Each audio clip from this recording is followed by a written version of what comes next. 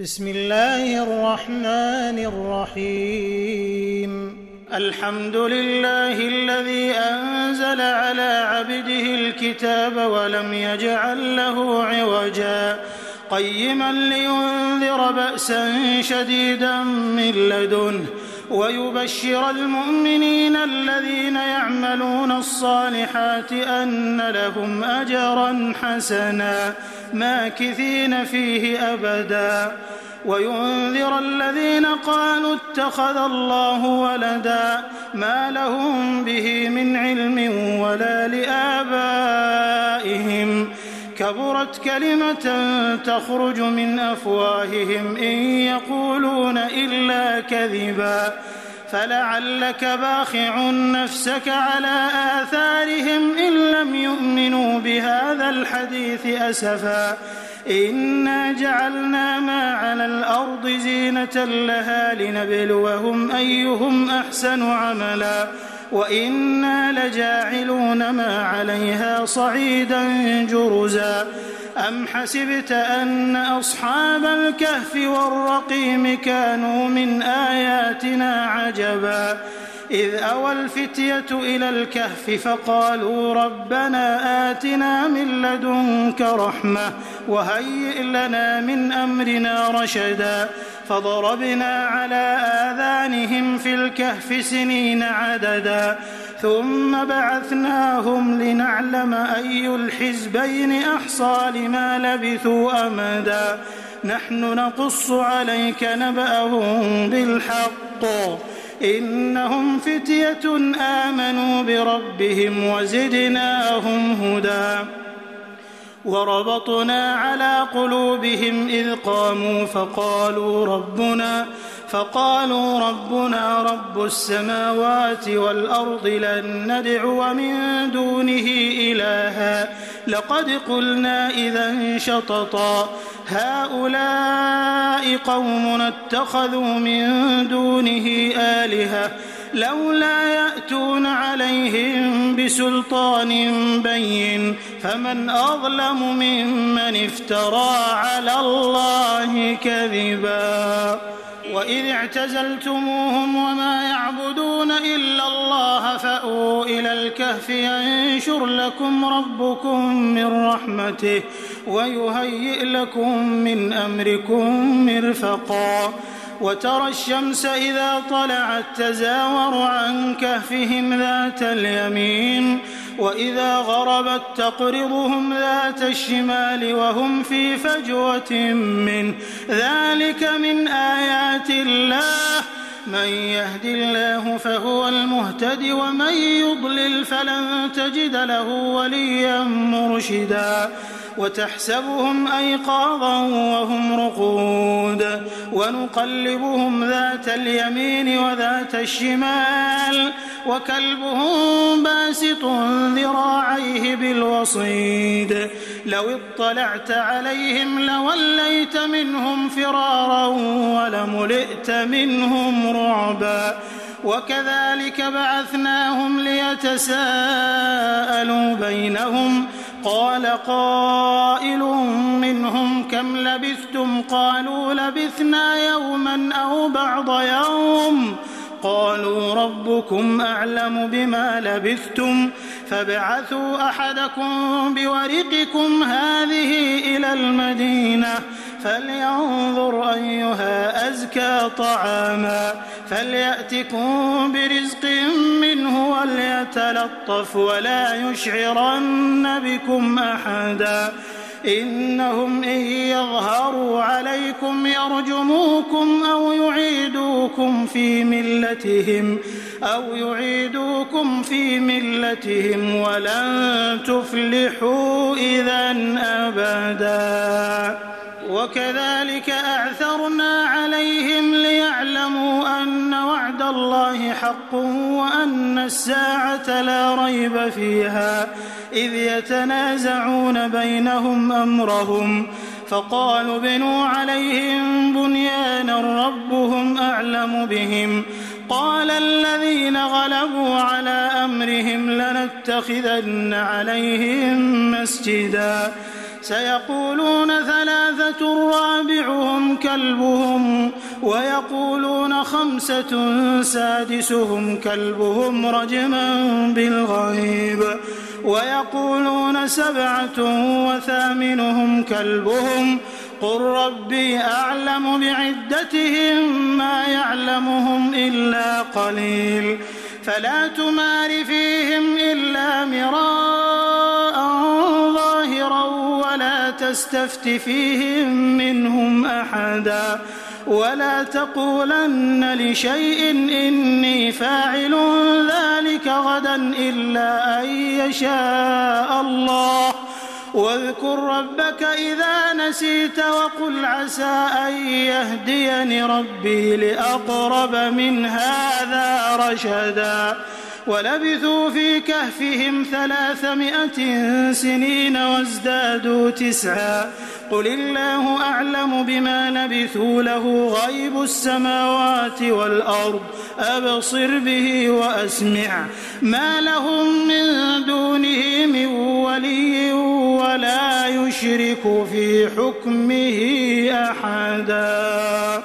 واتل ما أوحي إليك من كتاب ربك لا مبدل لكلماته ولن تجد من دونه ملتحدا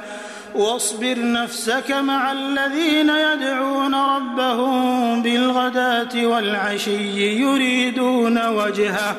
ولا تعد عيناك عنهم تريد زينة الحياة الدنيا ولا تطع من أغفلنا قلبه عن ذكرنا واتبع هواه وكان أمره فرطا وقل الحق من ربكم فمن شاء فليؤمن ومن شاء فليكفر إنا أعتدنا للظالمين نارا أحاط بهم سرادقها وإن يستغيثوا يغاثوا بماء كالمهل يشوي الوجوه بئس الشراب وساءت مرتفقا إن الذين آمنوا وعملوا الصالحات إنا لا نضيع أجر من أحسن عملا أولئك لهم جنات عدن تجري من تحتهم الأنهار يحلون فيها من أساور من ذهب ويلبسون ثيابا خضرا من سندس واستبرق متكئين فيها على الأرائك نعم الثواب وحسنت مرتفقا واضرب لهم مثل الرجلين جعلنا لأحدهما جنتين من أعناب وحففناهما بنخل وجعلنا بينهما زرعا كلتا الجنتين آتت أكلها ولم تظلم منه شيئا وفجرنا خلالهما نهرا وكان له ثمر فقال لصاحبه وهو يحاوره أنا أكثر منك مالا وأعز نفرا ودخل جنته وهو ظالم لنفسه قال ما أظن أن تبيد هذه أبدا وما أظن الساعة قائمة ولئن رددت إلى ربي لأجدن خيرا منها منقلبا قال له صاحبه وهو يحاوره أكفرت بالذي خلقك من تراب ثم من نطفة ثم سواك رجلا لكن هو الله ربي ولا أشرك بربي أحدا لكن هو الله ربي ولا أشرك بربي أحدا ولولا إذ دخلت جنتك قلت ما شاء الله لا قوة إلا بالله إن ترني أنا أقل منك مالا وولدا فعسى ربي أن يؤتيني خيرا من جنتك ويرسل عليها حسبانا من السماء فتصبح صعيدا زلقا أو يصبح ماؤها غورا فلن تستطيع له طلبا وأحيط بثمره فأصبح يقلب كفيه على ما أنفق فيها وهي خاوية على عروشها ويقول يا ليتني لم أشرك بربي أحدا ولم تكن له فئة ينصرونه من دون الله وما كان منتصرا هنالك الولاية لله الحق هو خير ثوابا وخير عقبا واضرب لهم مثل الحياة الدنيا كماء أنزلناه من السماء فاختلط به نبات الأرض فأصبح هشيما تذروه الرياح وكان الله على كل شيء مقتدرا المال والبنون زينة الحياة الدنيا والباقيات الصالحات خير عند ربك ثوابا وخير أملا ويوم نسير الجبال وترى الأرض بارزة وحشرناهم فلم نغادر منهم أحدا وعرضوا على ربك صفا لقد جئتمونا كما خلقناكم أول مرة بل زعمتم أن لن نجعل لكم موعدا ووضع الكتاب فترى المجرمين مشفقين مما فيه ويقولون يا ويلتنا ما لهذا الكتاب لا يغادر صغيرة ولا كبيرة إلا أحصاها ووجدوا ما عملوا حاضرا ولا يظلم ربك أحدا وإذ قلنا للملائكة اسجدوا لآدم فسجدوا إلا إبليس كان من الجن ففسق عن أمر ربه أفتتخذونه وذريته أولياء من دوني وهم لكم عدو بئس للظالمين بدلا ما أشهدتهم خلق السماوات والأرض ولا خلق أنفسهم وما كنت متخذ المضلين عضدا ويوم يقول نادوا شركائي الذين زعمتم فدعوهم فلم يستجيبوا لهم وجعلنا بينهم موبقا ورأى المجرمون النار فظنوا أنهم مواقعوها ولم يجدوا عنها مصرفا ولقد صرفنا في هذا القرآن للناس من كل مثل وكان الإنسان أكثر شيء جدلا وما منع الناس أن يؤمنوا إذ جاءهم الهدى ويستغفروا ربهم إلا أن تأتيهم سنة الأولين أو يأتيهم العذاب قبلا وما نرسل المرسلين إلا مبشرين ومنذرين ويجادل الذين كفروا بالباطل ليدحضوا به الحق واتخذوا آياتي وما أنذروا هزوا ومن أظلم ممن ذكر بآيات ربه فأعرض عنها ونسي ما قدمت يداه إنا جعلنا على قلوبهم أكنة أن يفقهوه وفي آذانهم وقرا وإن تدعهم إلى الهدى فلن يهتدوا إذا أبدا وربك الغفور ذو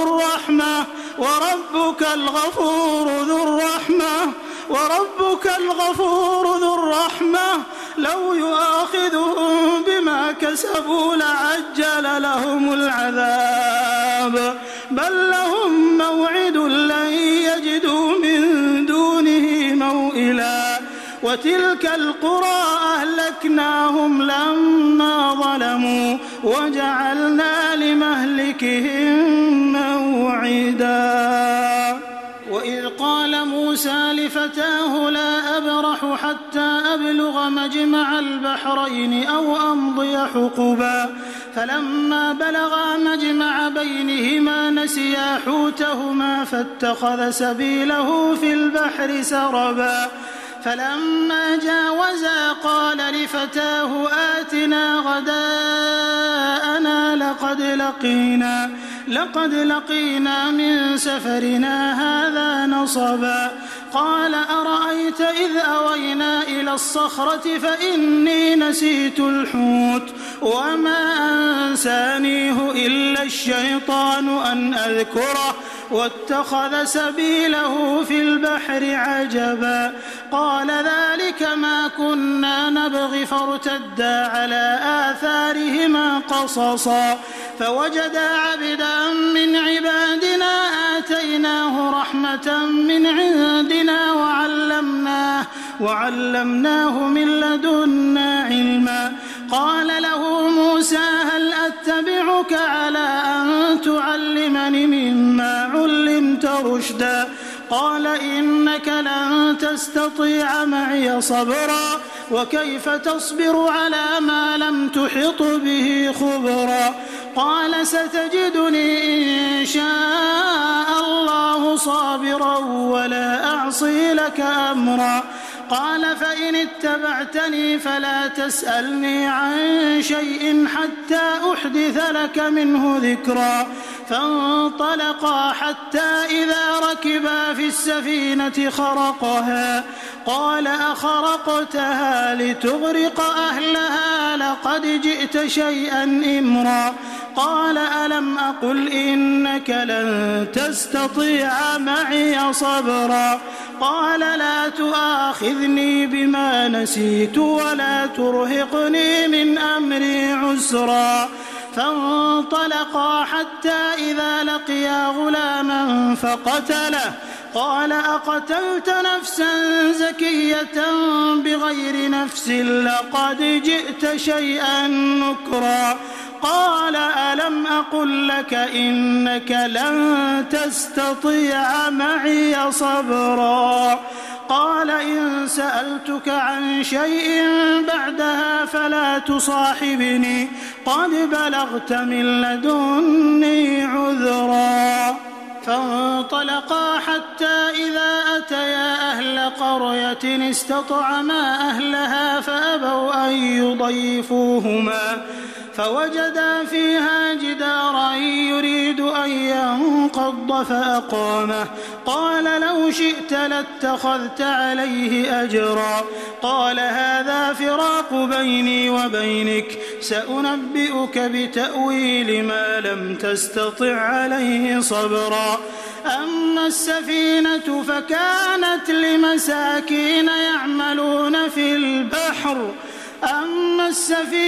فكانت لمساكين يعملون في البحر فأردت أن أعيبها وكان وراءهم ملك يأخذ كل سفينة غصبا وأما الغلام فكان أبواه مؤمنين فخشينا أن يرهقهما طغيانا وكفرا فأردنا أن يبدلهما ربهما خيرا منه زكاة وأقرب رحما وأما الجدار فكان لغلامين يتيمين في المدينة وكان تحته كنز لهما وكان أبوهما صالحا فأراد ربك أن يبلغا أشدهما ويستخرجا كنزهما رحمة من ربك وما فعلته عن أمري ذلك تأويل ما لم تسطع عليه صبرا ويسألونك عن ذي القرنين قل سأتلو عليكم منه ذكرا إنا مكنا له في الأرض وآتيناه من كل شيء سببا فأتبع سببا حتى إذا بلغ مغرب الشمس وجدها تغرب في عين حمئة ووجد عندها قوما قلنا يا ذا القرنين إما أن تعذب وإما أن تتخذ فيهم حسنا قال أما من ظلم فسوف نعذبه ثم يرد إلى ربه فيعذبه عذابا نكرا وأما من آمن وعمل صالحا فله جزاء الحسنى وسنقول له من أمرنا يسرا ثم أتبع سببا حتى إذا بلغ مطلع الشمس وجدها تطلع على قوم لم نجعل لهم من دونها سترا كذلك وقد أحطنا بما لديه خبرا ثم أتبع سببا حتى إذا بلغ بين السدين وجد من دونهما قوما لا يكادون يفقهون قولا قالوا يا ذا القرنين إن يأجوج ومأجوج مفسدون في الأرض فهل نجعل لك خرجا على أن تجعل بيننا وبينهم سدا قال ما مكني فيه ربي خير فأعينوني بقوة أجعل بينكم وبينهم ردما آتوني زبر الحديد حتى إذا ساوى بين الصدفين قال انفخوا حتى إذا جعله نارا قال آتوني أفرغ عليه قطرا فما استطاعوا أن يظهروه وما استطاعوا له نقبا قال هذا رحمة من ربي فإذا جاء وعد ربي جعله دكاء وكان وعد ربي حقا وتركنا بعضهم يومئذ يموج في بعض ونفخ في الصور فجمعناهم جمعا وعرضنا جهنم يومئذ للكافرين عرضا الذين كانت أعينهم في غطاء عن ذكري وكانوا لا يستطيعون سمعا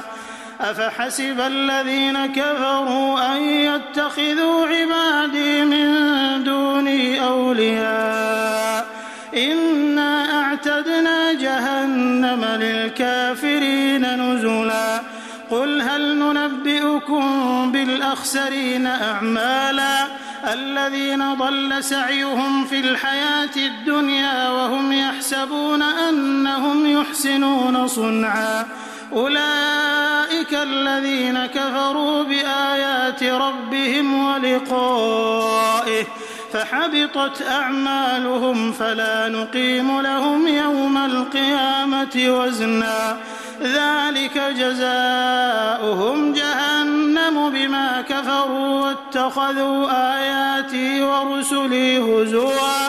إن الذين آمنوا وعملوا الصالحات كانت لهم جنات الفردوس نزلا خالدين فيها لا يبغون عنها حولا